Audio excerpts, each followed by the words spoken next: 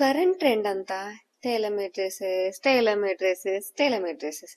So నేను కూడా last year 2 stitch చేపించుకున్నాను అనమాట. అందులో ఒకటి చూపిస్తాను. సో ఇది వచ్చేసి మా వెడ్డింగ్ యానివర్సరీకి వేసుకున్న.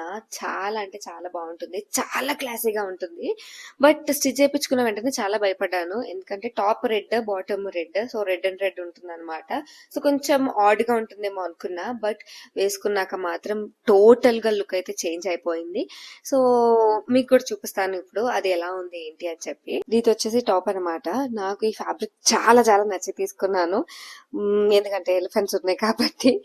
సో టాప్ విషయానికి వస్తే నెక్ వచ్చేసి ఇలా పెట్టించుకున్నాను. అంటే మరి సింపుల్ గా కాకుండా, హెవీగా కాకుండా. ఆబ్వియస్లీ మనకి ఎలానో టాప్ కొంచెం హెవీగా ఉంది కాబట్టి ఇంకా మరీ అన్ని హెవీగా బాగోదు కాబట్టి నెక్ ఇలా నేను సింపుల్ గా ఇలా కైండ్ ఆఫ్ పాట్ నెక్ లా పెట్టించుకున్నా.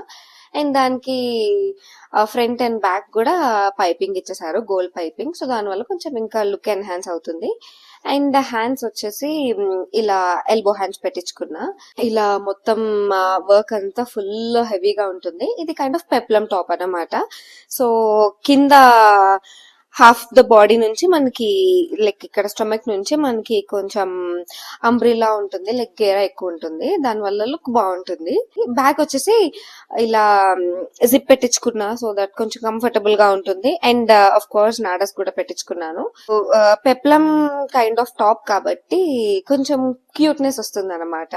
అండ్ వర్క్ కూడా హెవీగా ఉంది కాబట్టి చాలా గ్రాండ్ లుక్ వస్తుంది. అండ్ ఆబ్వియస్లీ టాప్ చాలా కొంచెం గ్రాండ్ గా ఉంది కాబట్టి అఫ్ కోర్స్ బాటమ్ ప్లెయిన్ గా ఉండాలి, లేకపోతే రెండు సేమ్ ఉంటే అస్సలు బాగోదు.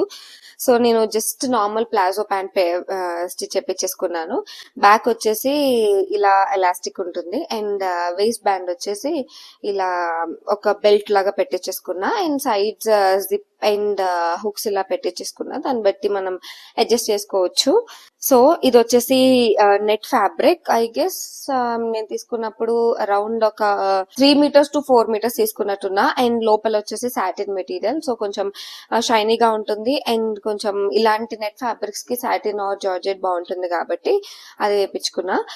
దీనికి సెపరేట్ గా తీసుకున్నాను, ఎందుకంటే ఇది నెట్, ఇది సాటిన్ కాబట్టి ప్యాంట్ కి మనకి అది సెట్ అవ్వదు. సో ఇది వచ్చేసి అరౌండ్ ఒక 2 మీటర్స్ 3 మీటర్స్ తీసుకున్నాను. ఇది kind of soft net type అన్నమాట ప్యాంట్ వచ్చేసి.